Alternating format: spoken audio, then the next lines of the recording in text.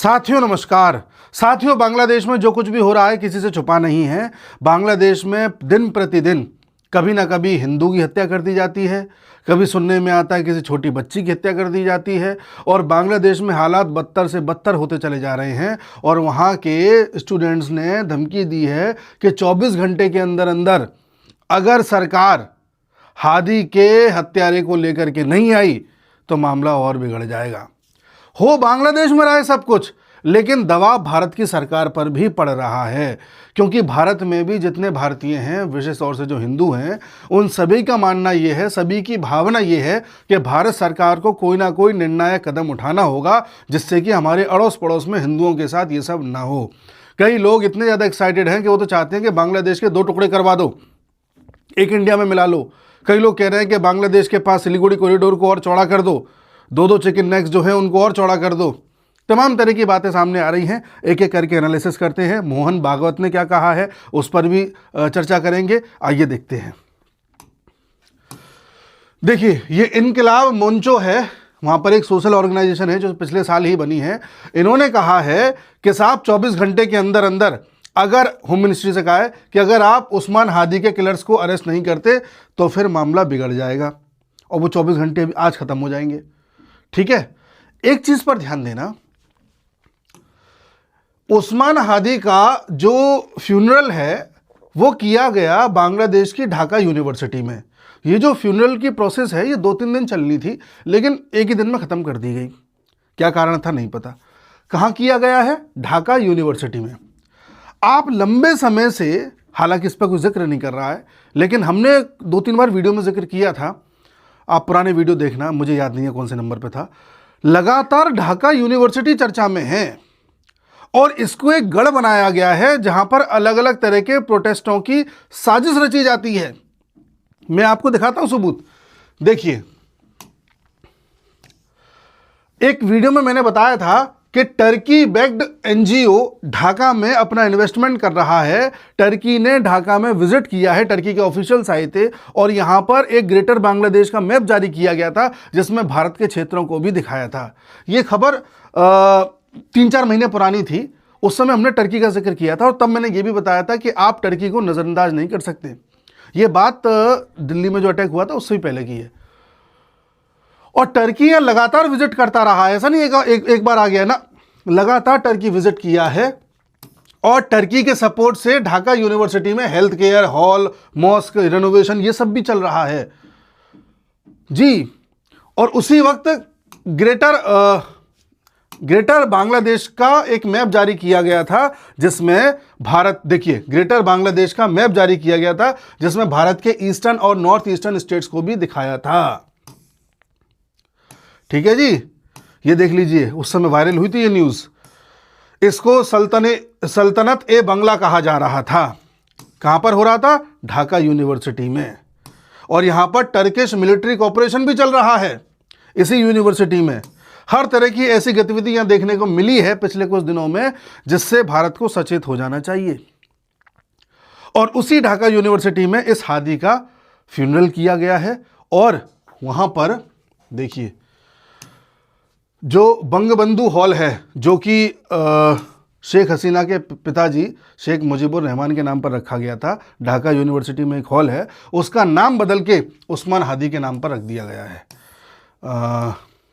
इसको उस्मान हादी हॉल कहा जाने लगा है आज से। अब जहाँ भी है उस्मान हादी हॉल। बड़ा साहब हादी से प्रेम है, बड़ा साहब ढाका यूनिवर्सिटी में सारी चीज़ें हो रही हैं। आप देख रहे हैं केंद्र कैसे बनाया गया है। एक चीज़ और देखिए, ढाका यूनिवर्सिटी 1971 के बाद से पाकिस्तानी स्टूडेंट्स के लिए बंद की गई थी। बीच में से खोल दिया गया था, फिर बंद कर दी गई थी कि यहाँ पे पाकिस्तानी स्टूडेंट्स नहीं आ सकते। 2015 में फिर बोला गया कि पाकिस्तानी स्टूडेंट्स के लिए मना है। इसको पाकिस्तानी स्टूडेंट्स के लिए फिर से खोल दिया गया था पिछले साल नवंबर में जी। यानी अब यहाँ पाकिस्तानी स्टूडेंट्स भी आ रहे हैं। स्टूडेंट्स तो कोई भी आ सकता है, आईएसआई का एजेंट भी स्टूडेंट बन के आ सकता है या उसको स्टूडेंट बना करके रखा जा सकता है। टर्की वाले आ ही रहे हैं, प्रोटेस्टर ने उसको अपना गढ़ बना लिया है, हॉल्स के नाम चेंज हो रहे हैं। और क्या सबूत चाहिए कि किस तरह से बांग्लादेश का उपयोग किया जा रहा है? आगे देखिए, जब इन्होंने 24 घंटे की धमकी दी है, अच्छा ये बांग्लादेशी लोग जो ये धमकियां दे रहे हैं अपनी ही सरकार को दे रहे हैं। इन्होंने स्टार्ट किया था प्रोटेस्ट इंडिया के खिलाफ, इंडिया के खिलाफ नारे अभी भी लगा रहे हैं। इन्होंने कहा था कि उस्मान हादी को भारत ने मरवाया है। तुम भारत के खिलाफ नारे लगा रहे थे, भारत के खिलाफ प्रोटेस्ट स्टार्ट किया था, और अपनी पार्लियामेंट में जाकर के वहां तुम आग लगा रहे हो। तो तुम अपने पार्लियामेंट में आग क्यों लगा रहे हो भाई?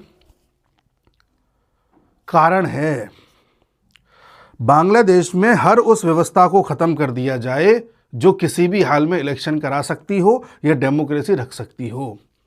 मैंने आपको पिछले 2 वीडियोस में बताया है कि किस तरह से मोहम्मद यूनुस नहीं चाहता कि वहां इलेक्शन हो। इससे पहले कि मैं बात आगे बढ़ाऊं, आप याद रखिएगा कि आपको अपनी ज़िंदगी में हेल्थ इंश्योरेंस ज़रूर कराना है, टर्म इंश्योरेंस ज़रूर कराना है। इस समय हेल्थ इंश्योरेंस पर आपको 25% तक की छूट मिल सकती है और टर्म इंश्योरेंस कराने पर 15% तक की छूट मिल सकती है। अगर हेल्थ इंश्योरेंस करा के रखते हैं, कल को कोई भी बीमारी हो जाए तो देश के लगभग सभी अस्पतालों में जाकर के आप अच्छे से अच्छा इलाज मुफ्त में करा सकते हैं। और टर्म इंश्योरेंस से ये है कि कल को खुदा न खास्ता कुछ हो जाए तो आपके परिवार को आपके बाद कभी भी फाइनेंशियल क्राइसिस नहीं झेलना पड़ेगा।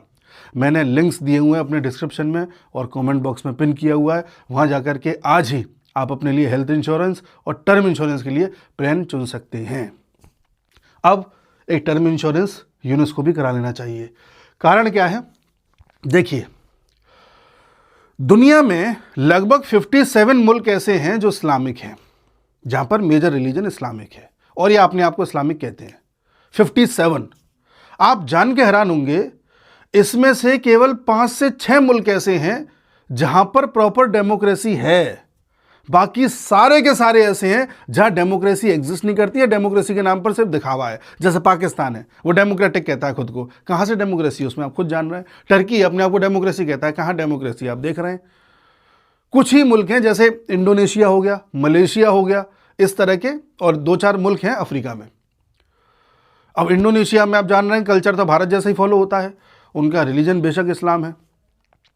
तो बांग्लादेश को यूनुस चाहता है कि एक ऐसा गढ़ बन जाए जहां पर कभी चुनाव हो ही ना। उसके लिए हर उस व्यवस्था को खत्म कर दो जो डेमोक्रेसी की निशानी है। अच्छा, यूनुस तो 2-4 साल का मेहमान है, हो सकता है कभी कोई एक खांसी आई तो उसी में खेल हो गया, ये सर्दी भारी पड़ जाए, उसे कुछ भी हो सकता है। लेकिन उसके बाद बांग्लादेश को सीरिया बना करके इस्तेमाल करना चाहते हैं कुछ बड़े बड़े मुल्क, जिसमें यूएसए शामिल है, चाइना शामिल है, और ये इस्तेमाल करेंगे पाकिस्तान और टर्की जैसे मुल्कों का। समझ रहे हैं आप बात को? सीरिया का आज जो हाल किया हुआ है, आप देखिए, मैं सीरिया का आज जो हाल किया हुआ है, इस सीरिया के आसपास के जितने भी देश हैं वो शांति से नहीं रह पा रहे हैं।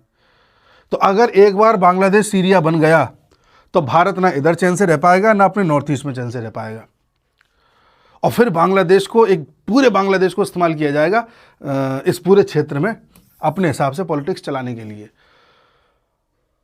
तो ये साहब पूरी साजिश है, इसलिए इन्होंने अपना पार्लियामेंट फूका है, इसलिए ये अपने ही लोगों को मार रहे हैं। हिंदू को किस तरह से मार के जला दिया था सब जानते हैं। कल खबर आई थी कि इन्होंने 7 साल की बच्ची को, देखिए 7 साल की बच्ची जो कि बीएनपी के लीडर की बच्ची थी, बांग्लादेश नेशनलिस्ट पार्टी की एक नेता हैं, उन्हीं की बच्ची को, 7 साल की बच्ची को जिंदा जला दिया। अब बताओ ये किसके सगे हैं? आज खबर आई है सुबह अभी कि एक और हिंदू को पकड़ के मार दिया गया है, जान से नहीं मारा है, पकड़ के पीट दिया गया है, ये हालत कर दी गई है, अधमरा हो गया, उसको फिर वहाँ की पुलिस ने प्रोटेक्शन दी है। आप कहोगे भारत क्या कर रहा है? भारत ने भी ये बोला है कि भाई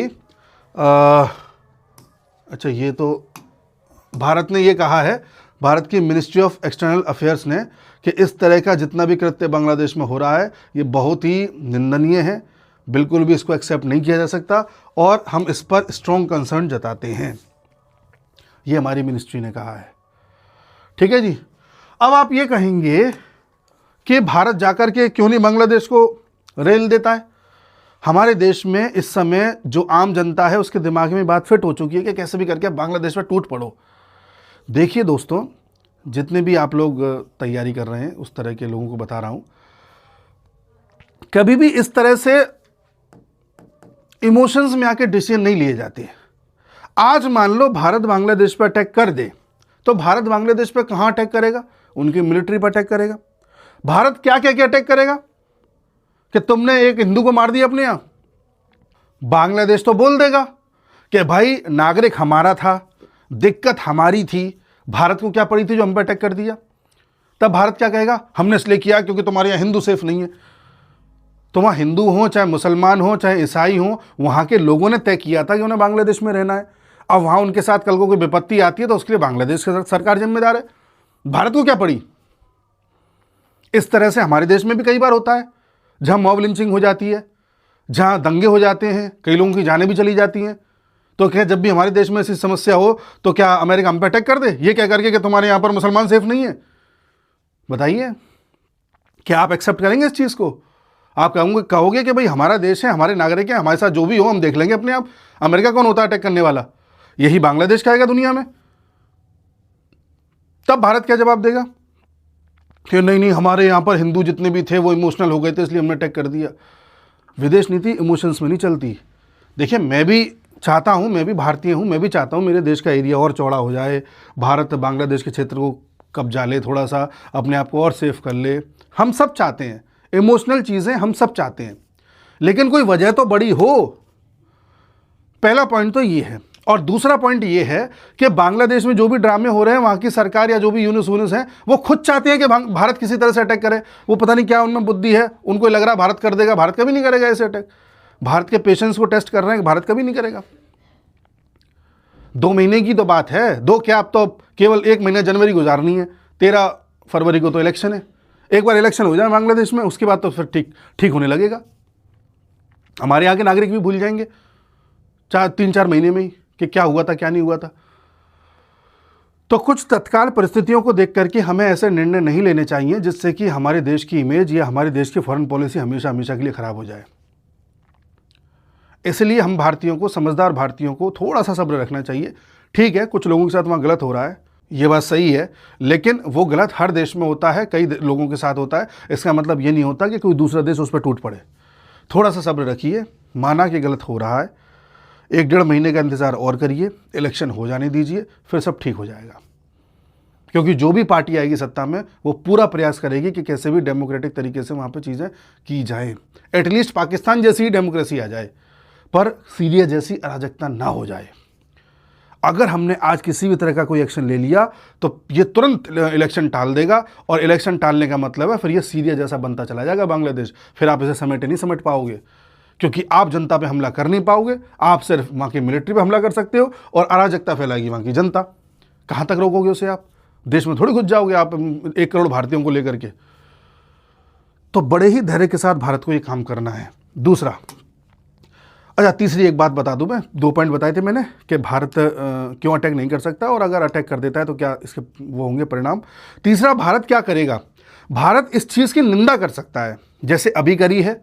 भारत यूएन में जाके कर सकता है। भारत बड़े बड़े मंचों पर बांग्लादेश में हो रही परिस्थितियों का उसकी आवाज़ उठा सकता है कि देखिए बांग्लादेश में किस तरह से चीज़ें हो रही हैं। भारत ये बता सकता है कि देखो बड़े बड़े मुल्क तमाशा देख रहे हैं लेकिन कोई भी नहीं आ रहा। भारत ये बोल सकता है कि देखो यूएन भी नहीं आ रहा, यूएन बहुत बड़ा हितैषी बनता है दुनिया का, अब बांग्लादेश में आकर के क्यों नहीं बचा रहा लोगों को। भारत इस तरह के कई दोगले लोगों को एक्सपोज कर सकता है। बिना हथियार वाले काम भारत सब कुछ कर सकता है और देखना भारत सब करेगा। अब आइए उस पॉइंट पर जो आरएसएस के चीफ ने कहा है, मोहन भागवत ने। मोहन भागवत कल कोलकाता में थे, बंगाल में थे। इनका कहना यह है कि बांग्लादेश में जितने भी हिंदूज हैं उन सबको एक रहना होगा। हिंदू तभी सेफ रह सकते हैं जब वो एक रह सकते हैं, पहला पॉइंट। दूसरा ये कि भारत में भी हिंदू जहाँ जहाँ एक हुए हैं वहाँ आप चुनावों का परिणाम देख लीजिए, ऐसी सरकारें हट गई हैं जो अराजकता फैलाती थी। बिहार को देख लो, वहाँ पर नीतीश कुमार रिपीट हो गए। दिल्ली देख लीजिए, आप तमाम जगह देख लीजिए। मेरा कहने का तात्पर्य यह है कि हिंदू ऐसी पार्टी को लेकर के आ रहा है जो हिंदुइज्म को आगे बढ़ाती है, प्रमोट करती है, बाकी पार्टीज नहीं करती। ये क्लियर कट है। अब उस चीज़ को बुरा लगे अलग बात है। तो मोहन भागवत ये कह रहे थे कि बंगाल में ऐसा अभी तक इसलिए नहीं हो पा रहा है क्योंकि बंगाल का हिंदू एक नहीं हो पा रहा है। बंगाल के हिंदू को एक होना होगा और ऐसे ही बांग्लादेश में भी एक होना होगा। दूसरी बात, किसी ने पूछा कि भाई क्या करना चाहिए, क्या भारत को अटैक कर देना चाहिए, इस तरह की बातें हुई होंगी। तो उन्होंने कहा कि हमारा काम कोई पॉलिटिकल फैसले लेना नहीं है, हमारा काम है समाज में एकता बनाए रखना। हम उस काम में लगे हुए हैं, 100 साल से लगे हुए हैं, आगे भी लगे रहेंगे। तो उन्होंने इस तरह से बात कही। लेकिन हाँ, इनको भी पता है, अगर इनको इस तरह का बयान देना पड़ा है तो इसका मतलब इनको भी पता है कि दबाव है, पब्लिक की भावनाएं हैं कि बांग्लादेश का कुछ करो, और ये दबाव सरकार पे भी है। ये कुछ दबाव उसी तरह का हो गया है जैसे उरी के बाद, पहलगाम के बाद, पुलवामा के बाद हमारी सरकार पर दबाव था, फिर सरकार को एयर स्ट्राइक और सर्जिकल स्ट्राइक करनी पड़ी थी। ध्यान रखना है, सरकारें इस तरह के फैसले तभी लेती है जब सरकार को पता होती है कि जनता की भावनाएं क्या है, और सरकार को लगता है कि थोड़ा सा समय काटने से ये चीज़ों को टाला जा सकता है, तो सरकार समय काटने में विश्वास रखती है। तो अभी हमें समय काटना है, बाकी देखते हैं क्या होता है। तो आप समझ गए ना भारत सरकार क्या एक्शन ले सकती है, क्या नहीं ले सकती, क्या इसके परिणाम होंगे। हमेशा कोई भी फैसला आप सोचें या कोई भी चीज़ के बारे में सोचें तो एक भावनात्मक दृष्टिकोण से न सोचें, थोड़ा सा एनालिटिक्स के हिसाब से सोचें कि इससे आगे के परिणाम क्या होंगे, हम किसको क्या जवाब देंगे। तो वो एक पूरा सीन है। खैर, जो भी है, मिलते हैं अगले वीडियो में, तब तक के लिए नमस्कार।